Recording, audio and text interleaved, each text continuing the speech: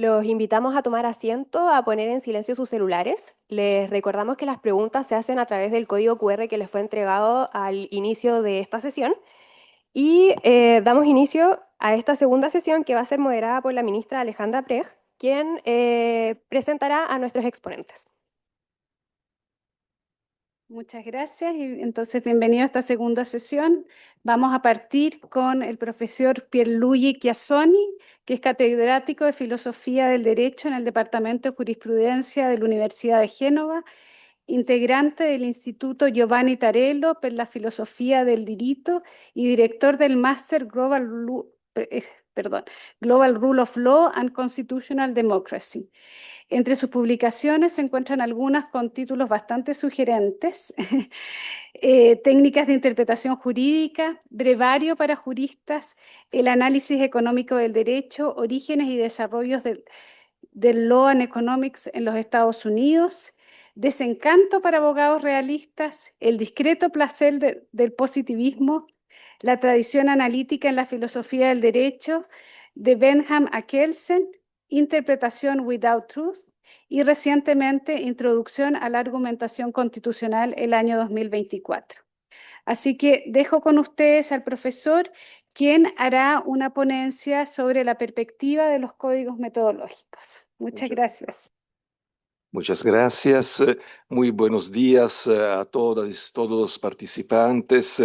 Es para mí un grandísimo honor estar aquí y deseo agradecer muchísimo al Tribunal Constitucional, a la Universidad de Chile, a las organizadoras que me hicieron el honor, grandísimo honor de poder estar acá y de compartir con vosotros algunas ideas sobre interpretación y argumentación constitucional. Ayer la presidenta en sus palabras introductorias ha mencionado Giovanni Tarello y su libro Teoría e Ideología del Derecho Sindical y la Escuela de Génova. Bueno, en el bien o en el mal me ocurre hacer parte de esta escuela y por lo tanto voy a, digamos, advertir que mi ponencia será de una manera ortodoxa en el estilo más puro del realismo analítico genovés. Os pido disculpe desde ahora porque puede ser un estilo un poco contundente. Pero vamos a ver, sus preguntas, comentarios, críticas me pondrán en mi lugar correcto, digamos. La idea es... mi charla se articulará en tres partes. Una parte introductoria donde voy a definir algunos términos, una segunda parte dedicada, como vamos a ver, a la noción de código interpretativo y una tercera parte dedicada a la noción de código resolutorio. Voy, por supuesto, a explicar todo. El punto es este, el título. Y si queda tiempo hay los códigos clasificatorios, pero vamos a ver. Digamos, el título de mi ponencia es La perspectiva de los códigos metodológicos.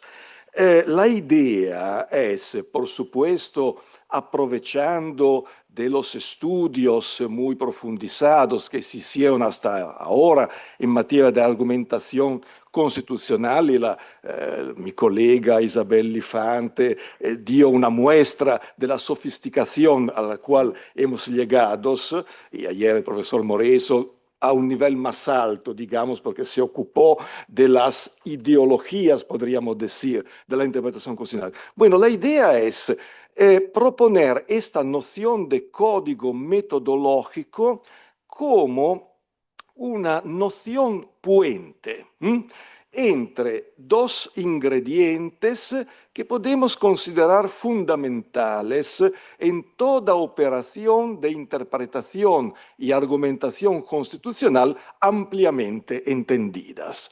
Una noción puente entre estos dos ingredientes. Por un lado, el ingrediente técnico. Ya hemos escuchado también la ponencia del profesor Jacob. Él hizo esta muestra de las técnicas interpretativas que intervienen al interior de argumentaciones constitucionales. Sin embargo, el otro ingrediente fundamental al que se refirió el profesor Moreso ayer es el ingrediente ético-normativo.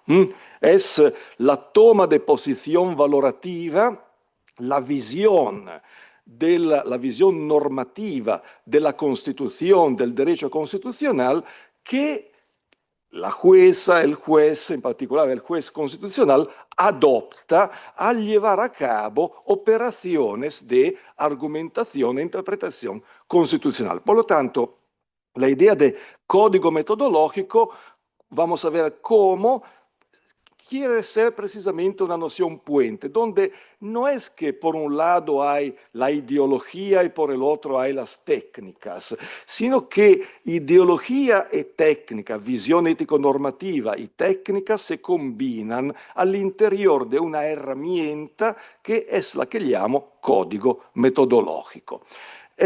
Como vamos a ver, hay diferentes formas de códigos metodológicos según el tipo de problema que la Corte Constitucional, el Tribunal Constitucional, tiene que lidiar con, digamos, ¿no?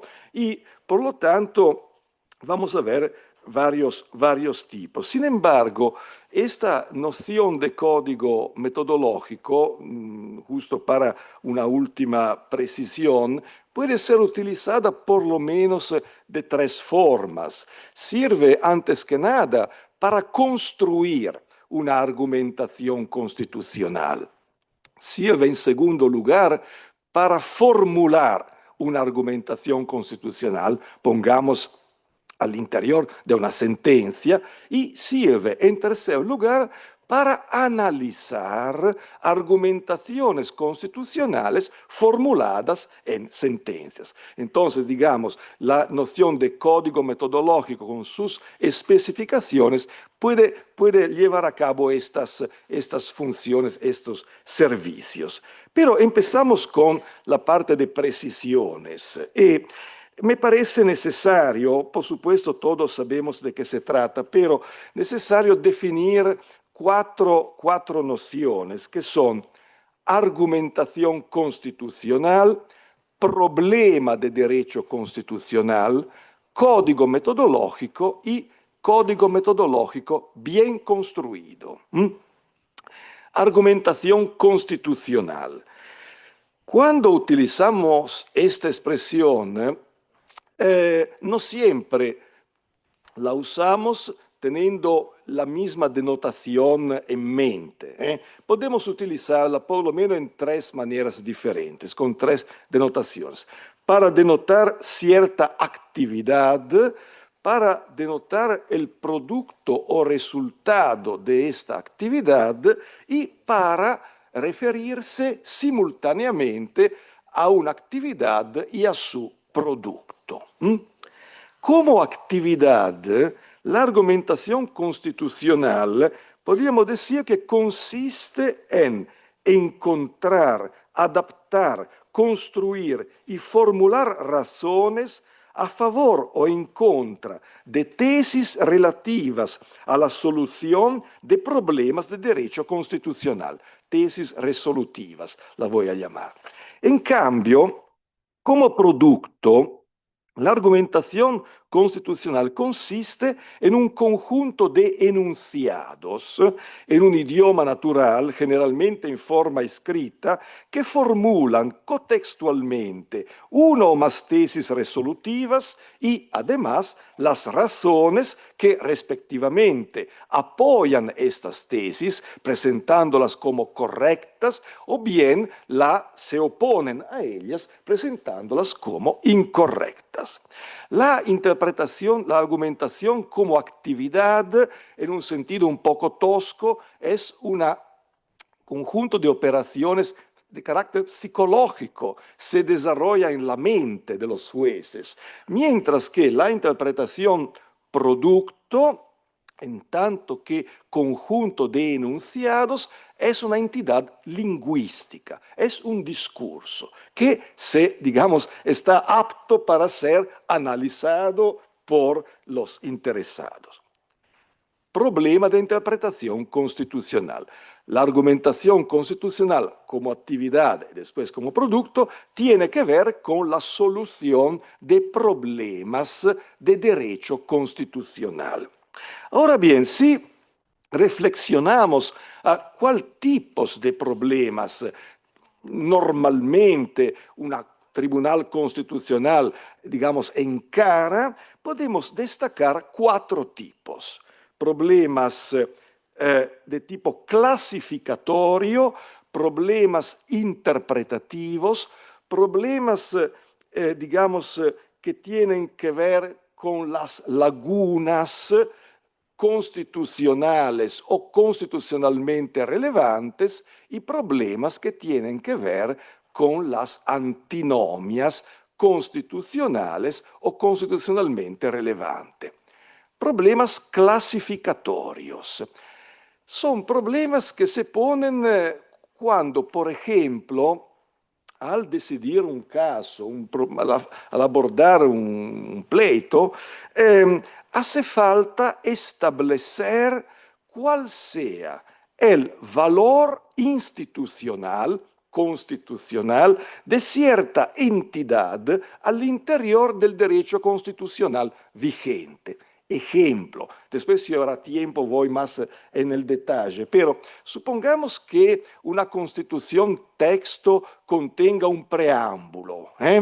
Y bueno, y supongamos que el Tribunal Constitucional sea problema si establecer si el preámbulo o parte del preámbulo sea o no una disposición, esto es, tenga o no valor, no ya de mero enunciado constitucional sin valor normativo, sino de enunciado constitucional dotado de valor normativo, esto es, apto para expresar normas constitucionales. Pero el mismo problema se pone cuando frente a una norma que ya hemos decidido ser una norma de principio, se trata de establecer si este principio sea o no un principio supremo del derecho constitucional. En algunas experiencias jurídicas, clasificar un principio como supremo es muy importante porque, como saben, por ejemplo, la doctrina italiana, si un principio es supremo, se asume que no pueda ser modificado tampoco por el proceso de revisión constitucional que la misma Constitución regula. Por lo tanto, es de gran importancia. Primero, son, digamos, problemas clasificatorios. Establecen el valor. ¿Qué valor tiene este enunciado? ¿Qué valor tiene esta norma al interior del derecho constitucional? ¿Es una norma principio supremo, es un principio no supremo, es una norma constitucional, digamos, que puede ser también modificada, etcétera, etcétera? Eso es importante. Segundo tipo de problemas son problemas interpretativos. Y aquí utilizo interpretación en un sentido estricto como la operación que tiene como punto de partida un enunciado constitucional que ya se ha establecido ser una disposición y vamos a traducir esta disposición en una o más normas expresas en el sentido de que quien la traduce, pongamos el juez constitucional, al argumentar va a presentar esta norma como el significado jurídicamente, constitucionalmente correcto de la disposición. Aquí comparto la idea de mi colega profesora Isabel Lifante Vidal, que no podemos hablar de interpretación o de otras operaciones sin hacer referencia a la corrección. porque no se trata de atribuir un cualquier significado, se trata de atribuir significado correcto. Por supuesto, acá estamos, digamos, en desacuerdo sobre cómo entender la corrección, pero esto es el juego. No podemos decir, oh, me ocurrió así leyendo el diario esta mañana y vamos a darle ese significado. No, es una cuestión de, digamos, de seriedad que siempre las cortes desempeñan. Los problemas del tercer tipo son problemas que podemos llamar integrativos, porque tienen que ver con la identificación y o la integración de lagunas. Se trata bien de identificar si hay laguna, bien, una vez identificada, de integrarla. Esto es, añadir una norma que permita regular un caso, llamámoslo así, que resulta no regulado. Parece útil destacar desde el punto de vista del derecho constitucional dos tipos de lagunas: las lagunas constitucionales y las lagunas constitucionalmente relevantes. Las lagunas constitucionales son lagunas en o de la Constitución, en o del derecho constitucional. En cambio, entonces, la laguna constitucional es una ausencia de norma al interior de las normas que en hipótesis componen el derecho constitucional, por lo menos hasta cierto tiempo, ¿no? Porque después, si vamos a añadir otra norma, la laguna desaparece porque la hemos integrada, por supuesto. Pero otra forma interesante, el profesor Ferraioli, que hablará esta tarde, es en un sentido a la base de esta idea, son las lagunas constitucionalmente relevantes. Estas son lagunas no ya de o en la Constitución, sino, pongamos, en la ley ordinaria del Estado. Y son lagunas que en la teoría general de las lagunas se suelen llamar técnicas porque es la ausencia de una norma de ley o de un conjunto de normas de ley que son condiciones necesarias de actuación, de eficacia de normas constitucionales.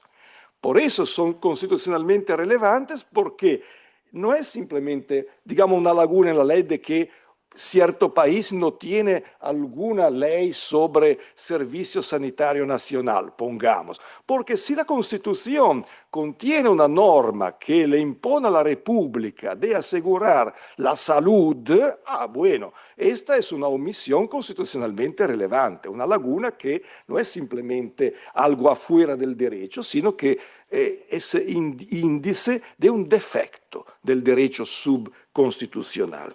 Y por último, los problemas resolutorios. Llamo problemas resolutorios lo que en un sentido amplio, un poco tosco, tienen que ver con la identificación y resolución de antinomias. Aquí también, desde el punto de vista del derecho constitucional, de un derecho constitucional vigente, hace falta destacar las antinomias constitucionales de las antinomias constitucionalmente relevantes.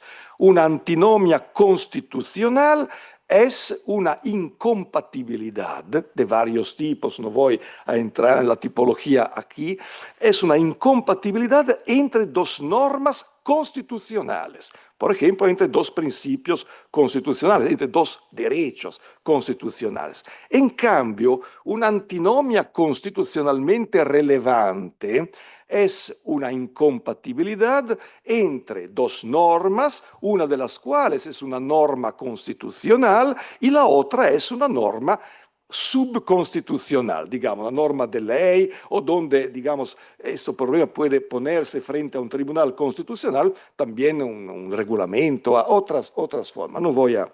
Bueno, entonces esa es la segunda noción, que problemas de derecho constitucional. Estos son los problemas clasificatorios, interpretativos, resolutorios, integrativos. Pasamos a las dos últimas nociones que es menester definir: código metodológico y código metodológico bien construido. Ahora bien, un código metodológico es un conjunto finito de instrucciones sobre cómo realizar de una manera justificada, un conjunto finito de instrucciones sobre cómo realizar de una manera justificada cierta operación necesaria para lidiar con cierto problema de derecho constitucional. Entonces, es un conjunto de instrucciones para cómo lidiar de una manera justificada a un cierto problema de derecho constitucional. Lo que merece la pena resaltar es que un código metodológico es un conjunto de instrucciones que cada operador jurídico, cuando se pone frente, pongamos, a un problema de derecho constitucional, una corte constitucional, un tribunal constitucional, compone al momento de abordar el problema, compone este código, se dota de este código y lo compone. ¿Dónde? ¿De dónde salen, digamos, las instrucciones que van a formar este conjunto finito de instrucciones, por supuesto? Bueno, como fuentes, como factores que influyen sobre la composición del código por parte, pongamos, de un juez constitucional como órgano, podemos pensar en estos, antes que nada, textos del derecho positivo.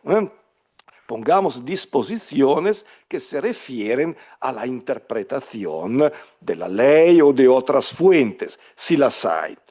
Claramente estos textos, en la interpretación y utilización que de esos textos se ha hecho en la práctica jurídica de qué se trata, claramente. No, porque desde el punto de vista nos sirve los textos en sus significados, en sus integraciones vivientes, podríamos decir. En segundo lugar, las visiones ético-normativas de la Constitución y las teorías metodológicas que están presentes en la cultura jurídica en el tiempo. Entonces, la segunda fuente son visiones ético-normativas y teorías del método jurídico. La tercera fuente es la propia visión ético-normativa de la Constitución del juez, su propia visión. La cuarta es la capacidad metodológica también de invención, de imaginación del propio juez. Porque, como ustedes saben, los métodos interpretativos que a menudo encontramos en los manuales son muy imprecisos. Entonces, al tanto de utilizarlos, hace falta volverlos, transformarlos en instrucciones que podemos utilizar con claras indicaciones sobre qué hacer y cómo. Entonces, la invención, la llamo invención metodológica del juez, o sea, un jurista, del jurista, es importante, es otro factor. Y por último, podríamos decir que se conecta, por supuesto, a la visión ético-normativa del juez constitucional, las exigencias sustantivas del caso que se trate de decidir. Entonces, estas me parece que sean las principales, no pienso agotar, pero las principales fuentes de donde cada juez constitucional, al momento de abordar un problema de derecho constitucional y decidirlo, saca estas instrucciones, forma este código metodológico.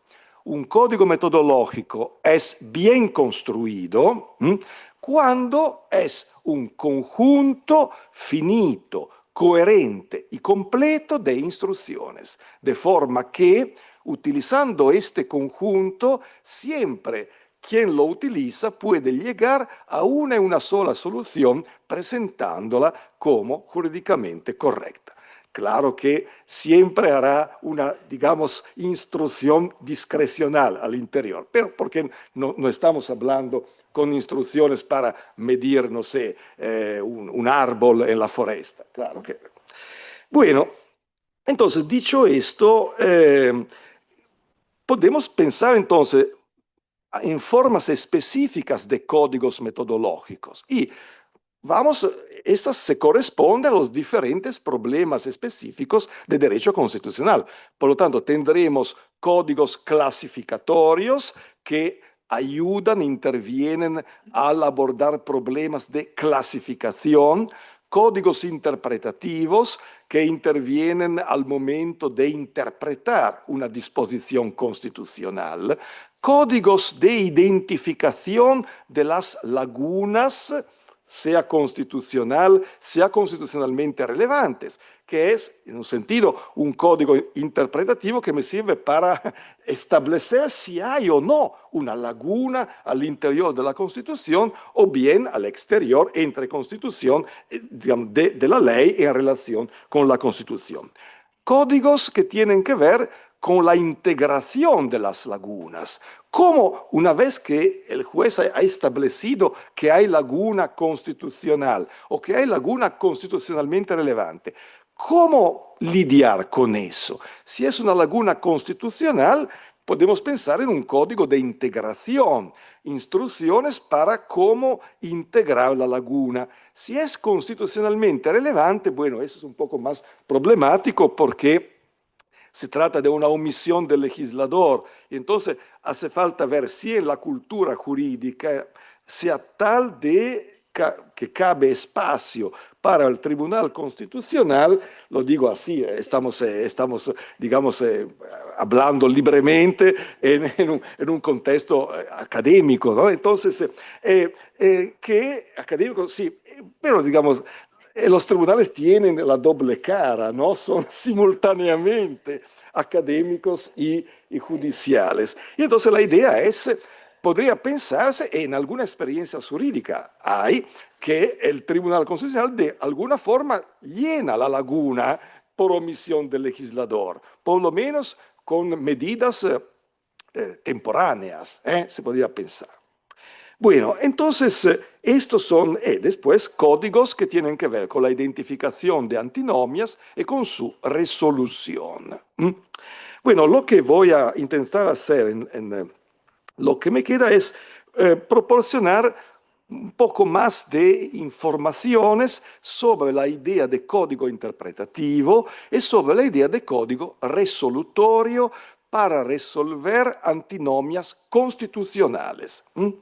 Entonces, vamos a ver qué es un código interpretativo, qué estructura tiene. Bueno, un código interpretativo es un conjunto finito de reglas interpretativas. Supongamos que el texto de la Constitución de un país X contenga un enunciado generalmente tratado de disposición constitucional del siguiente tenor. Una bien regulada milicia, siendo necesaria para la seguridad de un libre Estado, el derecho de las personas de tener y portar armas no será violado. Y tenemos esta disposición constitucional. Supongamos que en aras de decidir una controversia, el Tribunal Constitucional tenga que establecer si de esta disposición vamos a sacar un derecho, lo llamo así un poco toscamente, quasi absoluto de tener y portar armas, o bien un derecho de tener y portar armas condicionado por la necesidad de la existencia de una bien regulada milicia. Entonces, dos interpretaciones alternativas. Bueno, ¿cuál instrumento, cuál herramienta podemos pensar que el juez constitucional va a utilizar? Bueno, desde mi perspectiva, un código interpretativo bien construido. ¿Qué estructura tiene el código interpretativo bien construido? Antes que nada, contiene reglas interpretativas de dos tipos. Reglas de traducción, que son reglas, digamos, de primer nivel, y metareglas interpretativas. Entonces, el código contiene algunas reglas de traducción y algunas reglas que son metareglas interpretativas. Las reglas de traducción, lo que yo llamo reglas de traducción, son cada una otra tanta instrucción sobre cómo traducir una disposición en una o más normas constitucionales expresas. Instrucciones sobre cómo traducir. Y esto cómo traducir lo dicen en esta forma, que cada regla de traducción indica un recurso interpretativo, esto es, un conjunto de datos útiles para interpretar. Quizás las que yo llamo reglas de traducción son a menudo llamadas argumentos interpretativos, técnicas interpretativas, métodos interpretativos. Y ya hemos visto mucho, lo dijo la colega Isabel Lifante, lo dijo el juez profesor Jacob. Esto es, estos reglas de traducción en nuestra cultura jurídica, por lo menos a una clasificación un poco veloz, rápida, se podemos, digamos, repartirla en 6 clases. Hay reglas de traducción lingüísticas, porque en este caso el recurso al cual las reglas reenvían son, pongamos, los usos lingüísticos comunes de las palabras que comparecen en la disposición que se trata de interpretar, destacando, pongamos, los usos comunes al tiempo en que la disposición fue redactada y emanada y los usos al tiempo en que vamos a interpretarla. Esta diferencia, esas dos diferentes reglas de traducción tienen sentido cuando se trata de interpretar un texto que no es recién, pongamos, tiene algunos siglos, pero a Italia también, que ya tiene 80 años, más o menos la Constitución, puede tener un sentido destacar, si adoptamos estas reglas, el sentido común de cualquier hablante del italiano en 1948 y el sentido común de cualquier hablante del italiano en 2025. Entonces, digamos, pero esas son las reglas de traducción lingüística que hacen la pena. Y recursos son usos. Pueden ser también usos técnicos de especialistas, por supuesto, no solo usos comunes. Pero cada tipo de uso es identificado por una diferente regla de traducción. Otras son las reglas de traducción intencionalistas. Estas apuntan como recursos interpretativos la intención del legislador, la intención del constituyente. Pero claramente se trata de nuevamente precisarla. Puede ser la intención semántica del constituyente histórico, puede ser la intención teleológica, etcétera, etcétera. Varias reglas de traducción que el juez, al componer su código, puede seleccionar y apuntar. Hay después reglas de traducción teleológicas que hacen apelo al propósito objetivo, al presumido propósito objetivo de la disposición que se trata de interpretar o de la parte de constitución, etcétera, etcétera. Hay reglas de traducción que llamo autoritativas, que se basan en precedentes interpretaciones de la disposición que se trata de interpretar. Y pueden ser interpretaciones judiciales, pero también interpretaciones doctrinales o hasta interpretaciones que órganos legislativos han en un sentido utilizado al producir estas disposiciones, pongamos, similares. Reglas de traducción sistemáticas es otro conjunto. Bueno, cuando se trata de interpretar los recursos, en este caso, para interpretar una disposición, proviene de materiales, normas, principios que pertenecen al sistema. El sistema puede ser concebido de maneras diferentes, por supuesto. Cuando el profesor Jacob esta mañana identificó el argumento del derecho extranjero. Bueno, esto quiere decir que como sistema relevante yo voy a tener en cuenta también disposiciones y normas del derecho extranjero para que arrojen luz sobre el significado jurídicamente correcto de mi disposición, digamos.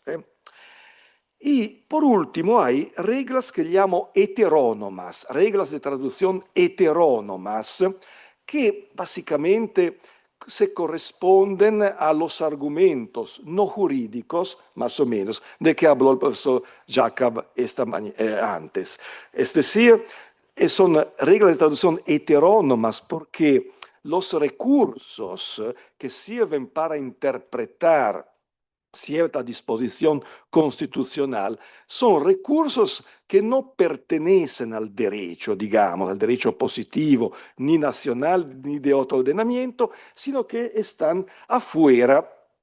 Por ejemplo, el derecho natural, por donde se piensa que se pueda utilizar el derecho natural, la moral social, de que habló el profesor Moreso ayer, la moral ideal, que puede ser entendida de una manera objetiva o subjetiva, digamos, etcétera, etcétera. Bueno, pero al lado de estas reglas, las reglas de traducción, cada una me da una instrucción. Sin embargo, si pensamos a la herramienta, no pueden agotar un código interpretativo.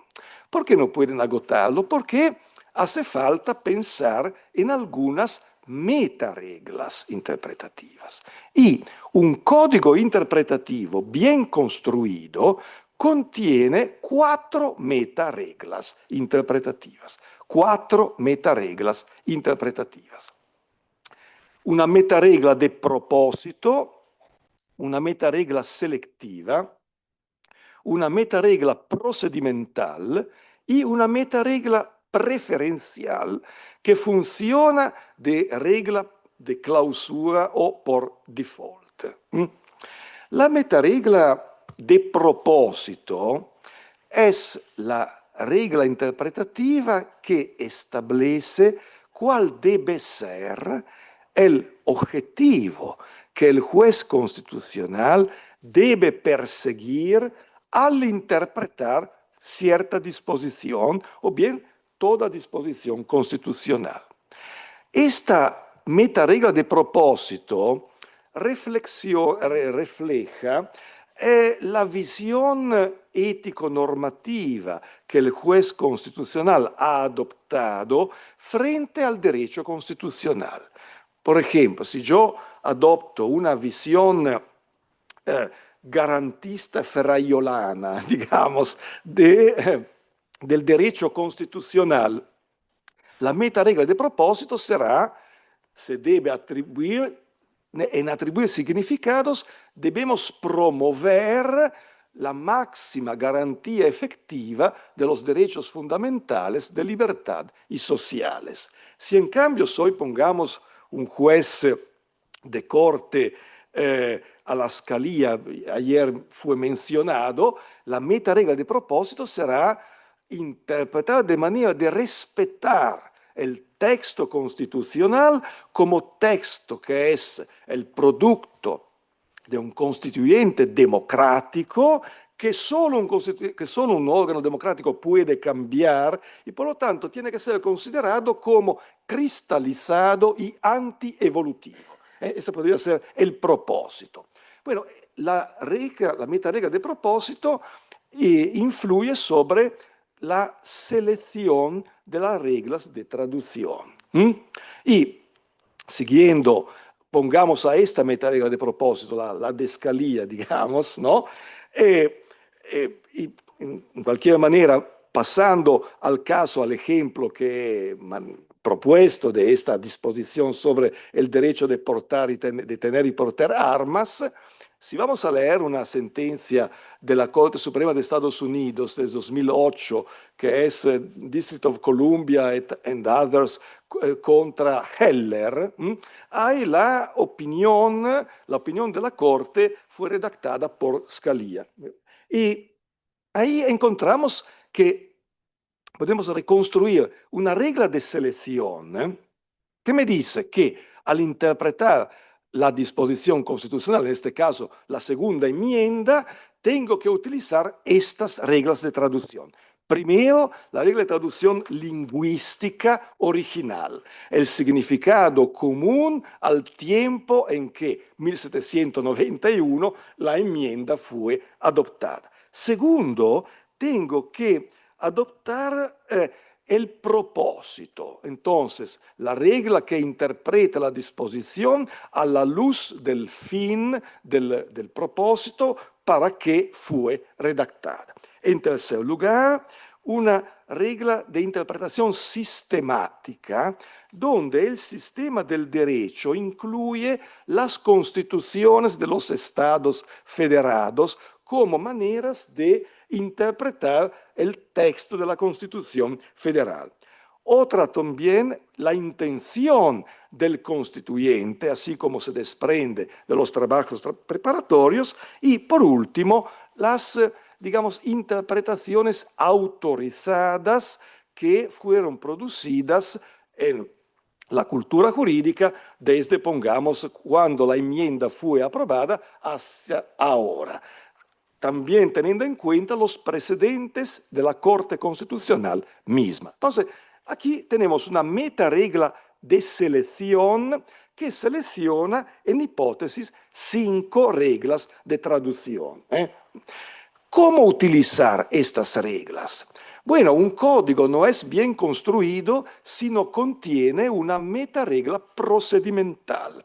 La metaregla procedimental me dice en qué manera el juez debe utilizar las reglas de traducción que ha previamente seleccionado. Y acá la distinción puede ser entre una metaregla procedimental pura y una metaregla procedimental jerárquica. Cuando es jerárquica, la regla impone una orden de prioridad en el uso de las reglas de traducción. Por lo tanto, si adoptamos una regla jerárquica, pongamos antes que nada, vamos a interpretar según el significado lingüístico original, y si este significado es congruente con el fin último, respetar la Constitución, etcétera, etcétera, me paro ahí. Si no es congruente, voy a la segunda regla de traducción y así en adelante. Concluyo. Puede pasar, digamos, esa es la forma, digamos, jerárquica. La forma pura requiere utilizar siempre todas las reglas de traducción. Es decir, la voy a utilizar todas. Es decir, la misma disposición la interpreto según el significado lingüístico, intencional, sistemático, autorizado, y vamos a ver qué pasa. ¿Qué puede pasar? Que todos estos reglas de traducción convergen en una interpretación que es también congruente con el propósito. Nos paramos ahí. Pero puede pasar que no, que hay dudas. En este caso hace falta introducir en el código, y esto lo completa como código bien construido, una metaregla preferencial por default, que me dice, considerándolo todo, si hay duda acerca de los resultados del uso de la regla de traducción según el orden o el no orden de la metaregla procedimental, cuál tiene que ser considerada como, considerándolo todo, correcta. Bueno, muchas gracias por vuestra atención.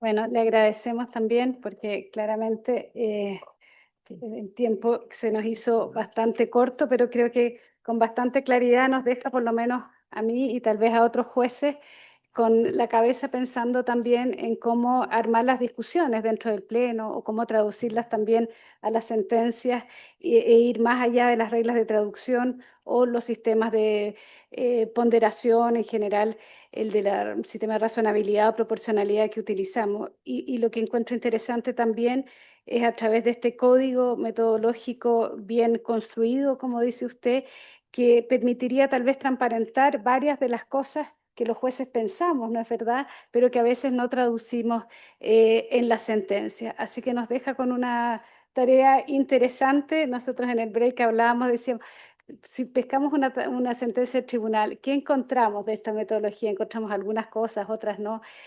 Así que yo creo que ha sido muy desafiante su presentación y se lo agradezco. Pero ahora, en honor también al tiempo y para otro tema que nos toca mucho a nosotros en el tribunal, que son discusiones en general bastante permanentes al interior del Pleno, vamos a presentar a Mariana Omar Ruiz, que es profesora de Derecho Constitucional de la Universidad Autónoma de Madrid, licenciada de la Universidad de Valladolid y doctora en Derecho en la UAM. Máster del Centro de Estudios Políticos y Constitucionales de Madrid, ha sido investigador en el Instituto de Max Planck de Heidelberg, Hauser Global Research Fellow y Emil Noel Senior Fellow en la Facultad de Derecho de la Universidad de New York. Profesora visitante en the College of William and Mary y en las facultades de Derecho de las universidades de Sex y en las universidades Nova de Lisboa. Ha dictado cursos y conferencias en universidades europeas y también de las Américas, así como estudios en estudios extranjeros en Beijing. Durante un periodo de servicios especiales, fue subdirectora del Centro de Estudios Políticos y Constitucionales y posteriormente directora general de Coordinación Jurídica del Ministerio de Presidencia del Gobierno español y también ha sido miembro de la Comisión de Venecia del Consejo de Europa y durante 3 años letrada del Tribunal Constitucional Español. Autora de la jurisdicción constitucional en Europa y en la actualidad dirige un proyecto sobre evolución del Tribunal Constitucional Español y la constitución de su identidad constitucional. Entonces vemos que con esta amplia perspectiva y amplio trabajo, ¿no es verdad?, en distintas esferas que tienen que ver con el derecho constitucional, nos hará una presentación sobre la inconstitucionalidad sin nulidad y sentencias interpretativas. Te dejo la palabra. Muchísimas gracias, ministra. Muchísimas gracias a toda la organización. Me sumo al sentir de mis colegas y realmente es no solamente una ocasión muy importante, muy interesante, sino una ocasión muy especial la de tener esta posibilidad de insertar este diálogo académico en lo que es la actividad de un tribunal constitucional. El enfoque que voy a utilizar en la presentación es un enfoque, desde luego, no tan, digamos, sofisticado como el de mis colegas de filosofía del derecho, no es mi territorio y supongo que ahí la precisión no va a ser la misma en mi exposición. A cambio, creo que voy a servirme más de la jurisprudencia que mejor conozco, que es la del Tribunal Constitucional Español, para ilustrar algunos problemas, algunas cuestiones a propósito de la interpretación que la jurisdicción constitucional puede fijar a propósito de las leyes que se le someten a control. Es decir, no la interpretación constitucional, que era el tema central de la conferencia inaugural de José Juan Moreso.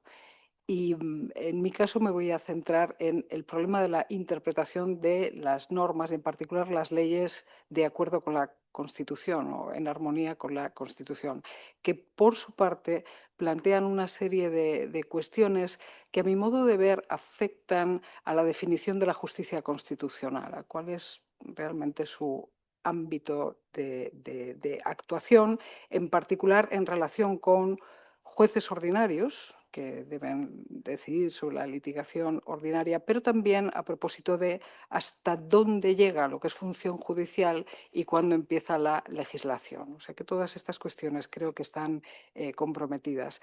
Advierto que se trata de una visión absolutamente fragmentaria, no solamente por el tiempo del que dispongo, sino también porque son muchas las cuestiones que me gustaría dejar anotadas y, por supuesto, muchas van a ser únicamente sugeridas, pero sí quisiera poner el que están ahí.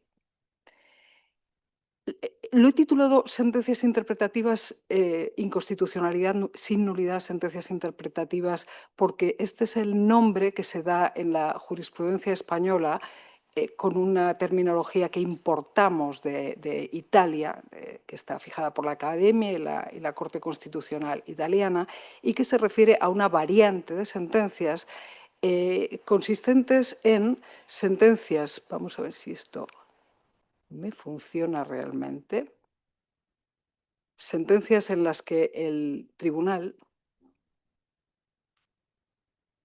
bueno, tengo aquí un ejemplo de una sentencia, llegó. Sentencias en las que el tribunal lo que hace es encontrar una interpretación de la ley que, digamos, elimina o hace innecesaria la declaración, la expulsión del ordenamiento de la ley. Por supuesto, aquí hay una serie de cuestiones a las que enseguida nos referimos de qué es en concreto lo que el tribunal controla. Pero digamos que en el punto de partida está la idea de que si la ley es inconstitucional solo en algunas de sus aplicaciones o interpretada en alguno de los sentidos posibles, no se debe eliminar el precepto, sino que hay que prescindir de esas aplicaciones o de esas interpretaciones que entran en conflicto con la Constitución. Dicho así, parece muy razonable y parece algo muy sensato, y en la jurisprudencia clásica de Estados Unidos, de la Corte Suprema de Estados Unidos, también se ha dicho siempre, nuestro deber es salvar la ley, a menos que al salvar destruyamos. O sea, que se trata de mantener la ley, pero no cambiarla. Y esto ya empieza a ser un poco más complicado. Nuestro Tribunal Constitucional, el español, es probablemente la primera de las criaturas del tribunal alemán y el italiano, o sea, que es el primero de los hijos de este tipo de jurisdicciones constitucionales. Es lejanamente kelseniano, pero sí que adoptó los procedimientos alemanes. Buena parte de la regulación de estos procedimientos también procede de ahí, vamos, fue algo confeso por parte de quienes hicieron el anteproyecto de la Ley Orgánica del Tribunal Constitucional, pero ciertamente en la práctica también se tomó muchísimo, quizá por familiaridad con la doctrina del derecho público italiano, de Italia. Así que uno de los primeros regalos que recibió nuestro Tribunal Constitucional fue una colección completa de jurisprudencia constitucional, que fue muy bien recibida. Esta es una de las primeras sentencias del tribunal. El tribunal se nombran los magistrados en el año 80 y en el año 81 es cuando empieza a dictar las primeras sentencias. Esta es la quinta sentencia que pronuncia.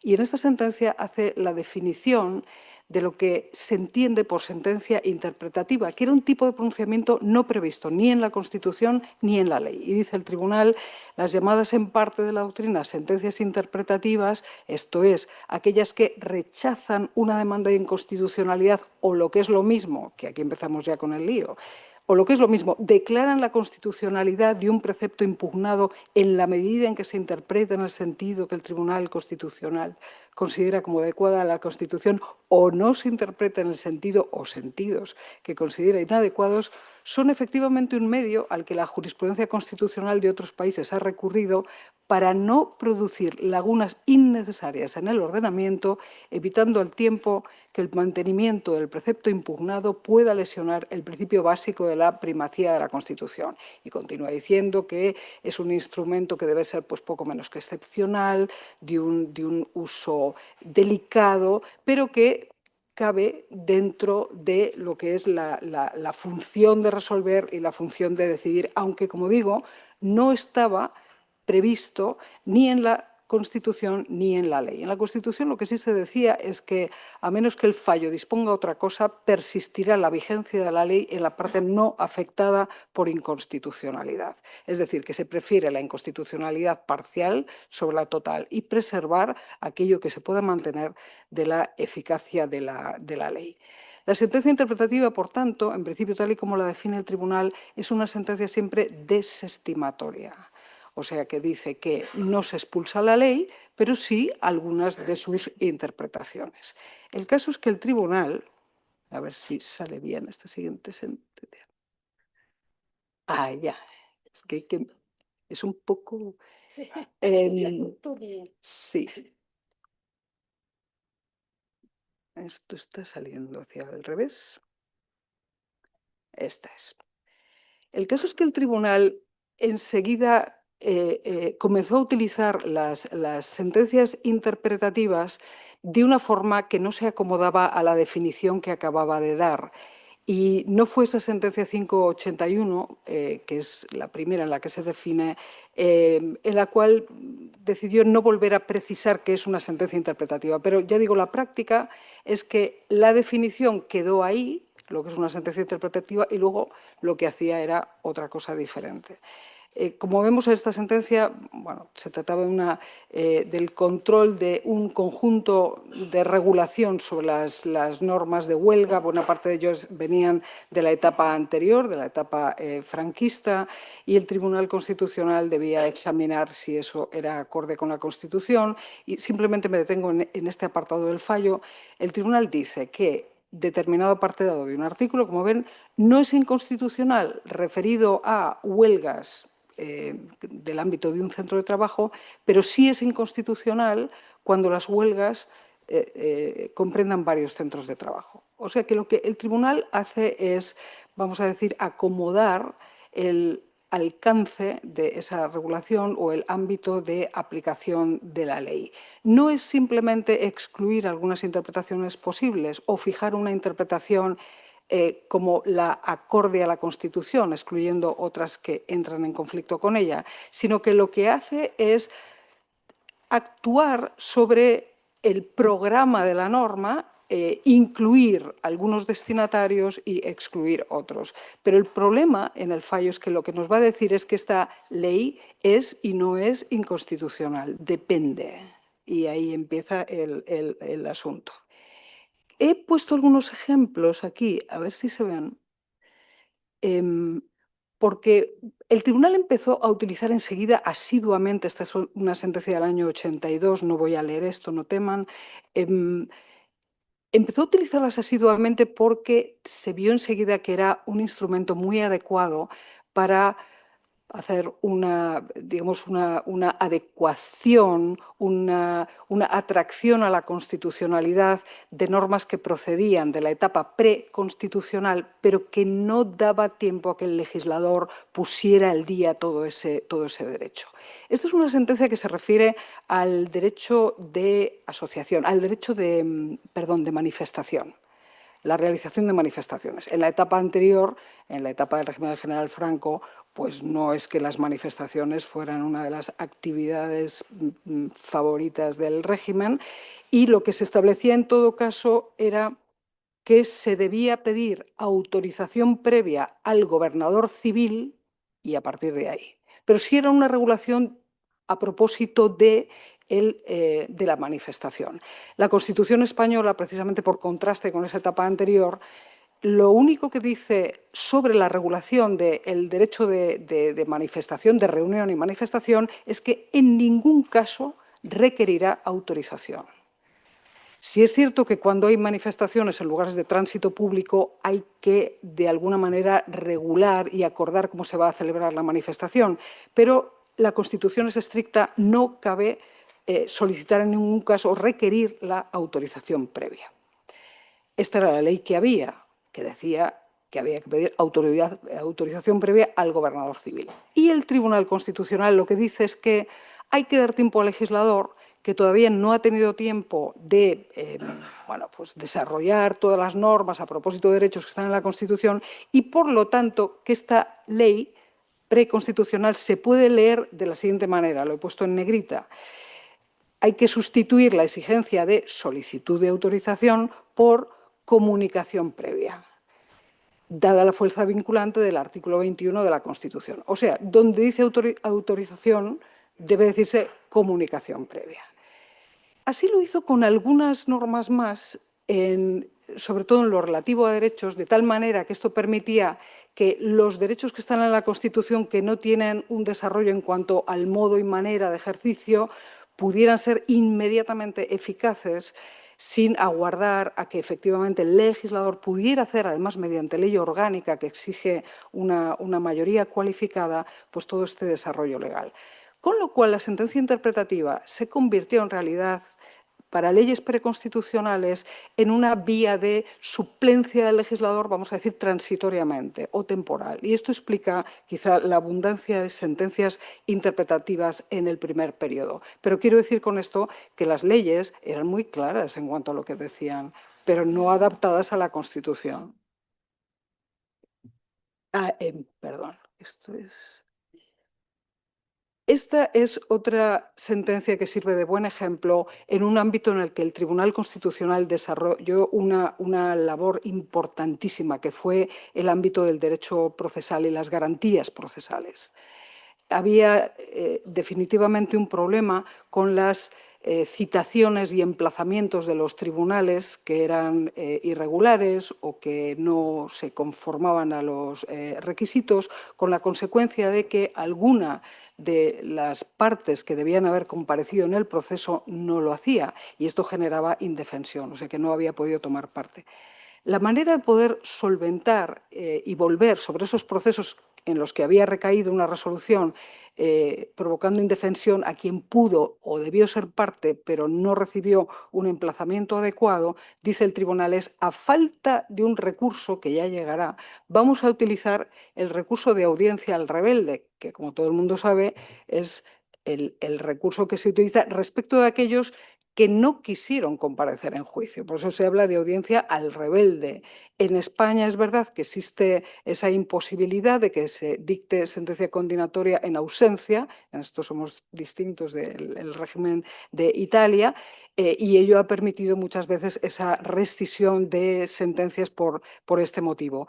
Pero este recurso, que estaba pensado para determinados supuestos y que además daba título, el tipo de supuesto al recurso, según el Tribunal Constitucional, podía muy bien ser utilizado para todos aquellos supuestos en los que una citación inexistente o defectuosa daba lugar a que una parte no compareciera en juicio y se produjera un problema de indefensión en la tutela judicial. Con lo cual, se producía una innovación del ordenamiento procesal hasta que llegara una legislación bien adaptada.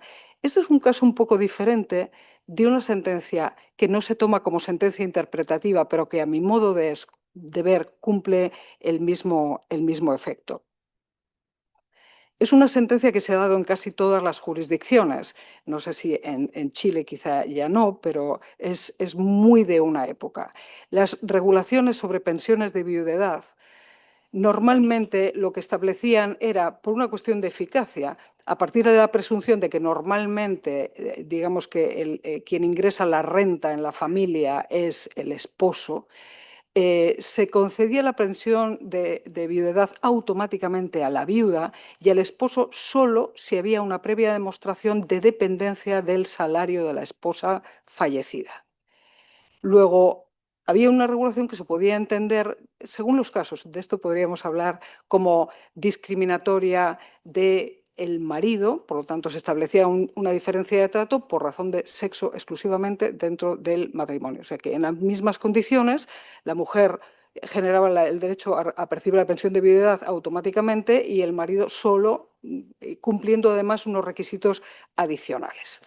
El Tribunal Constitucional, en una cuestión de inconstitucionalidad elevada por un juez, en esta sentencia del año 83, decide este asunto y todos podemos entender qué quería hacer el Tribunal Constitucional, que era ampliar el ámbito de los destinatarios de la ley y que hubiera un trato exactamente igual, trato igual de la ley para viudo y viuda. Pero la manera en que lo consigue es manipulando el enunciado y suprimiendo una palabra, porque los aquí presentes, vamos, supongo que también se preguntarán qué tiene de inconstitucional la viuda.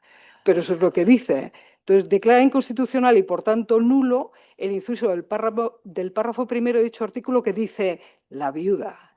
Entonces, se trataba de que el resultado fuera el cónyuge superstite, pero al quitar la viuda es simplemente quien sobrevive, tiene derecho a esa pensión.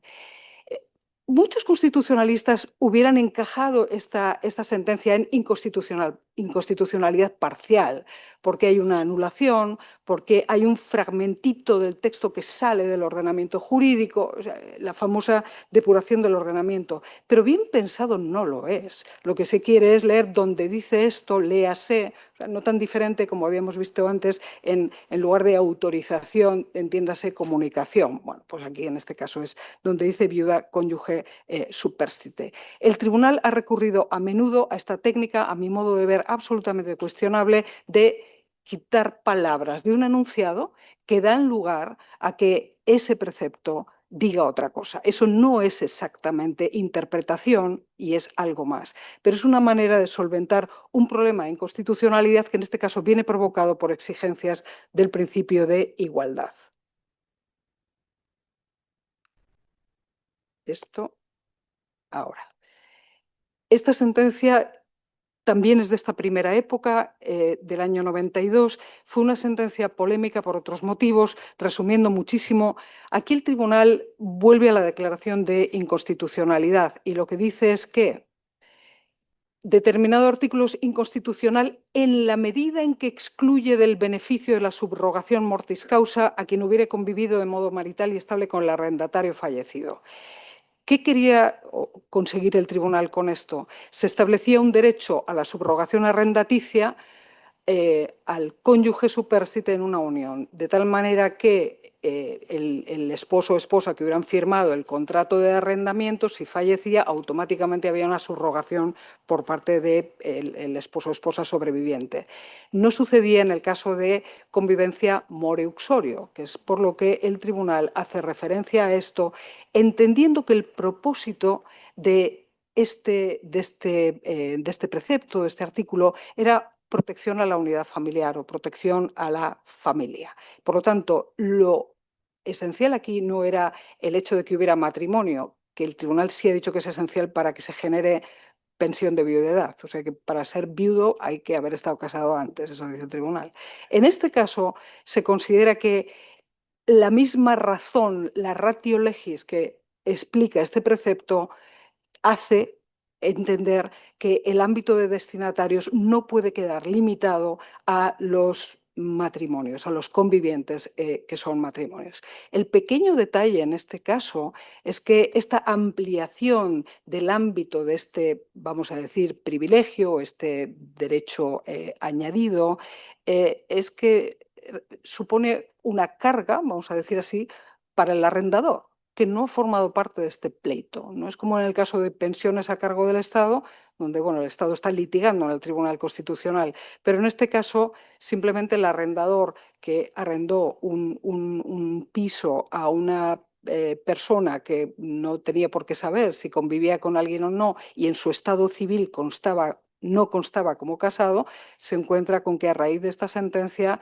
bueno, pues ahí hay una continuidad del contrato de arrendamiento con la que no necesariamente podía contar. O sea que aquí hay un elemento que es definitivamente problemático. Este es el fallo que corresponde a la sentencia donde el tribunal definió la sentencia interpretativa. Se refiere a una ley nueva, una de las primeras leyes orgánicas que aprobó el legislador postconstitucional, ya democrático. Había hecho una ley a propósito de los idearios en centros escolares y lo curioso aquí, si ven en el fallo, es que en este apartado B, lo que el tribunal dice es que ese artículo 34.3 y el 34.2 de la ley orgánica es inconstitucional y consiguientemente nulo, que es lo que establece la ley orgánica del tribunal, en cuanto se refieran a centros sostenidos con fondos públicos, pero no es opuesto a la Constitución en cuanto se refiere a centros privados. El pequeño problema es que acaba de decir que es inconstitucional y nulo, pero no se opone a la Constitución si se aplica respecto de centros de carácter privado. Un ideario, que si podía ser un ideario religioso, en un centro, etcétera, etcétera. El ser y no ser es lo que nunca ha estado bien resuelto por parte del Tribunal Constitucional. Y lo intentó en una sentencia, y aquí ya no sé si tenía más o estoy ya hacia la conclusión. Esta la vamos a dejar para ahora. lo intentó en una sentencia en la que el tribunal explicaba que cuando se pronuncia sobre la constitucionalidad se pronuncia sobre textos, sobre el precepto, y la nulidad recae sobre texto, pero que puede ser que de esos textos se extraigan normas y eso es un problema de interpretación, no es un problema de declaración de nulidad del precepto. Esta cuestión siempre ha sido muy criticada, no aclarada, pero la razón del por qué este problema del Tribunal Constitucional tiene que ver con los efectos y consecuencias de las declaraciones de inconstitucionalidad. Una expulsión del ordenamiento significa suprimir un precepto de la ley y provocar una laguna o crear una laguna. Y el tribunal, en ocasiones, si puede, lo evita. Que eso sea más o menos justificable lo vamos a ver ahora, porque paradójicamente el tribunal ha hecho interpretaciones a veces muy forzadas, precisamente en ámbitos donde pensaríamos que no debe procederse a una interpretación que no es la más obvia, la literal, y la que provoca en ese sentido certidumbre, ¿no? Certeza del derecho. Y ese ámbito, si sale por aquí, es el ámbito penal. Este es un caso que ya no está en el Código Penal español, hoy está derogado, pero es un caso bien interesante. Era un artículo del antiguo Código Penal que generaba lo que los penalistas llamaban, aunque había ahí también discusión, un delito de sospecha. El dispositivo de este artículo decía: el que tuviera en su poder ganzúas u otros instrumentos dedicados especialmente para ejecutar el delito de robo y no diere descargos suficientes sobre su adquisición o conservación, será castigado con la pena de arresto mayor. En igual pena incurrirán los que fabricaren dichos instrumentos. Si fueren cerrajeros, se les aplicará la pena de presidio menor. Seguramente, teniendo en cuenta la peligrosidad, etcétera, etcétera, se podía justificar, entre comillas, esta medida de política criminal. Pero lo cierto es que esta regulación generaba una, digamos, inversión de la carga de la prueba, una presunción de que alguien es sospechoso de que va a emplear para un robo ese tipo de instrumentos, este tipo de elementos. ¿Qué dice el Tribunal Constitucional a propósito de este artículo del Código Penal, teniendo en cuenta el derecho a la presunción de inocencia y su carácter central en los juicios penales? Pues el tribunal llega a este fallo, abajo a esta conclusión, que es que declara inconstitucional este artículo del Código Penal en cuanto se interprete que la posesión de instrumentos idóneos para ejecutar el delito de robo presume que la finalidad y el destino que les da su poseedor es la ejecución de tal delito. Es decir, que si la finalidad de ese artículo era invertir la carga de la prueba, lo que hace el tribunal es ponerla del otro lado de nuevo. Por lo tanto, que quien tenga estos instrumentos da igual y habrá que probar que es sospechoso o que ha podido participar junto con otros elementos indiciarios en la perpetración de un robo. ¿Da seguridad jurídica este cambio de interpretación? ¿No hubiera sido más lógico quitar, expulsar del ordenamiento este precepto del Código Penal? Aquí está el problema de las consecuencias. La declaración de nulidad de un precepto penal tiene eficacia retroactiva siempre, y esa retroactividad lo que da lugar es a la posibilidad de revisión de las condenas en las que se hubiera aplicado este artículo y no hubiera otra prueba de cargo. Luego, para evitar esa consecuencia, evitar esa nulidad y no tanto la laguna que se provoca, el tribunal lo que hace es adecuar la interpretación a las exigencias de la presunción de inocencia. Este es un artículo más reciente, y ha sido también sumamente polémico, y esto es una sentencia de 2004, o sea que no estoy hablando de una práctica que fuera extraordinariamente lejana. Es sobre la tenencia de armas prohibidas.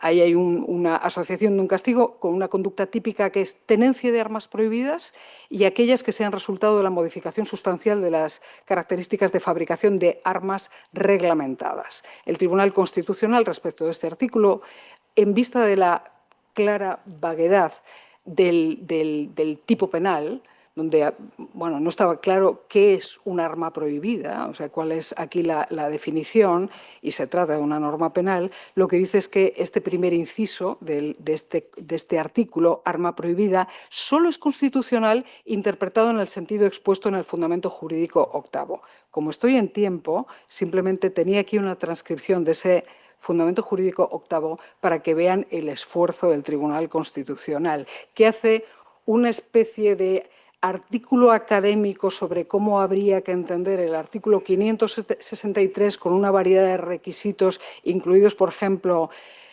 la tenencia se debe prohibir en una norma extrapenal con rango de ley o por el reglamento al que la ley remite, debiendo típicamente una actividad interpretativa, como ven.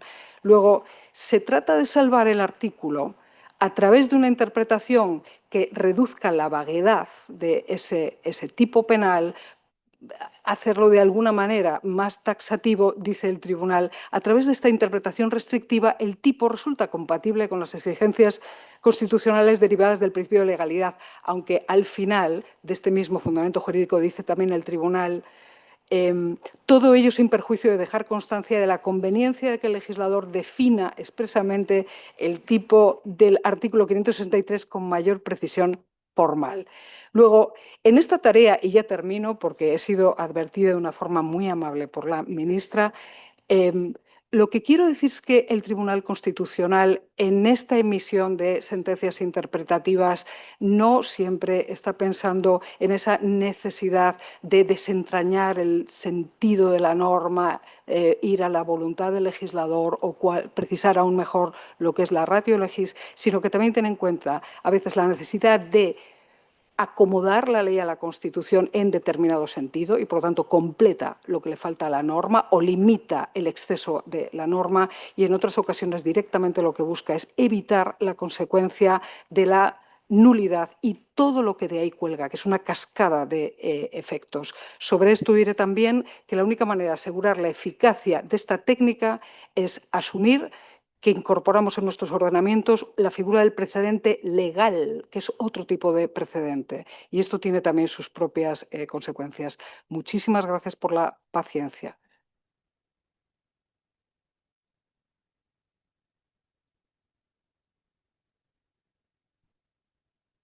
La verdad, le damos las gracias a usted, Marian. Una presentación muy clara con los ejemplos, la posibilidad de palpar. Y pensaba en muchos de estos ejemplos que nos tocan, ¿no es verdad? Y cuántas sentencias polémicas tendremos. Pero, y además termina con algo interesante, que es este ejemplo, esta sentencia, ¿no es verdad?, 24, este ejemplo a la 563, y cómo cómo el tribunal de alguna manera le manda un mensaje al legislador, lo cual eso sí no es tan común en nosotros, pero es uno en su metodología usted también señala, ¿no es verdad?, que en ciertos casos también se pueden mandar mensajes al legislador. Así que además cerraron un círculo de una manera que supongo que no pensaron, pero no, nos coincide. Estamos medios en tiempo, así que yo voy a hacer, yo creo que ¿qué hora es? No, no estamos, pero vamos a hacer aquí un par de preguntas. Al profesor Chiassoni, respecto a la meta regla de preferencia, ¿cómo podría proceder la ponderación de reglas interpretativas cuando su aplicación apunta a resultados incompatibles y no existe una meta regla que la jerarquice? Y hay otra que es un poco similar, que se le voy a hacer esta también, considerando que el código metodológico bien construido debe conducir a una única tesis resolutiva coherente, ¿cómo deberá proceder el juez constitucional cuando la aplicación simultánea, perdón, que se apareció una nueva y me movió todo, de metas reglas selectivas y de propósitos genera soluciones divergentes igualmente justificables dentro de un mismo código? ¿Existen criterios internos al propio código metodológico para resolver esta tensión o siempre interviene inevitablemente la visión ético-normativa personal del juez?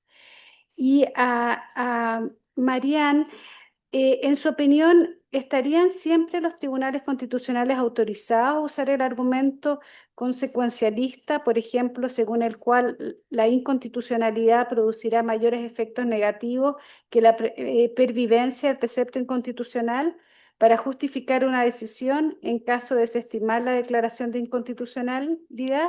Si es así, ¿bajo qué condiciones? Vamos a dejar hasta ahí primeras preguntas y después vamos viendo cómo avanzamos.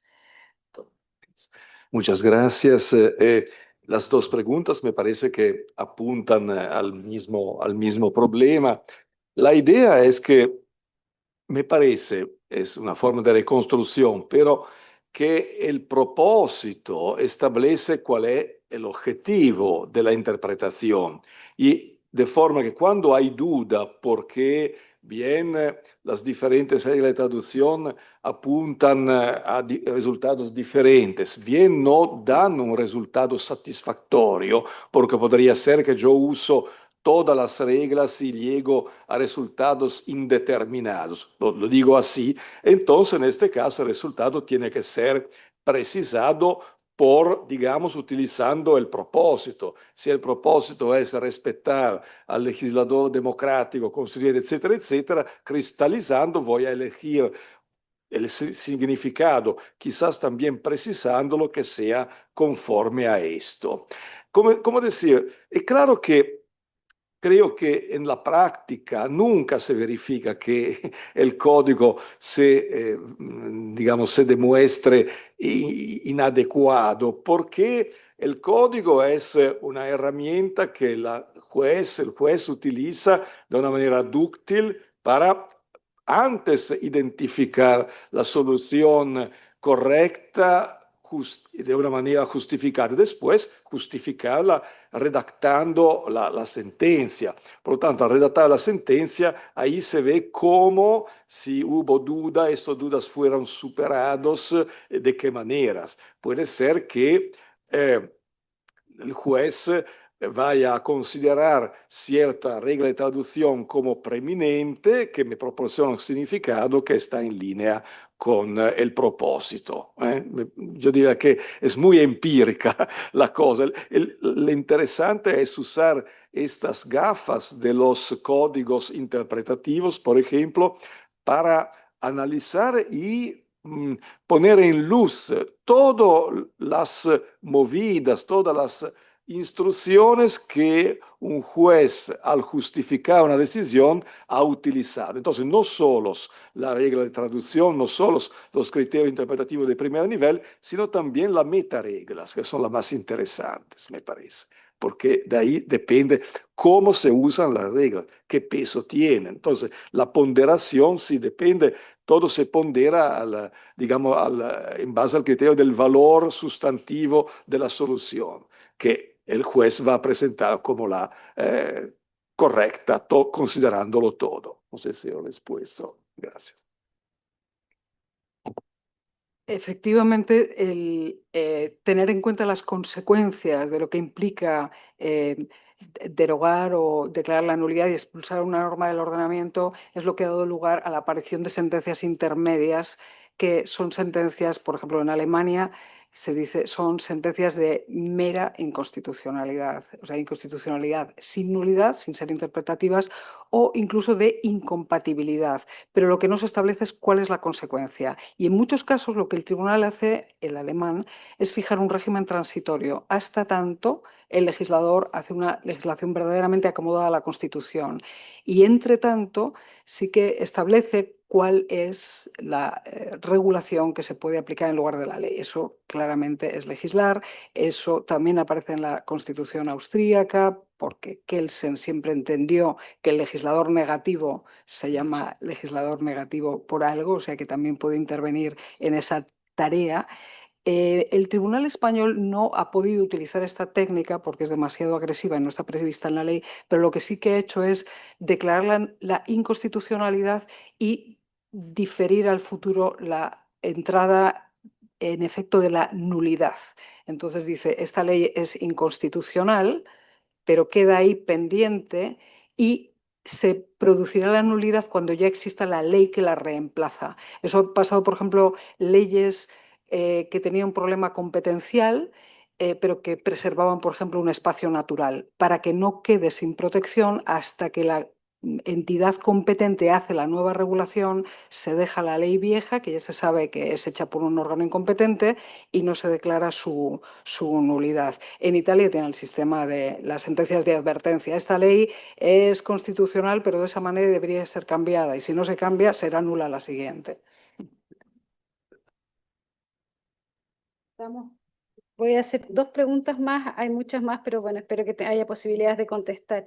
La profesora Ahumada, a su parecer, ¿es sostenible mantener un modelo sin fuerza vinculante explícita del precedente cuando las sentencias interpretativas producen efectos prácticos equiparables a una reconfiguración legislativa?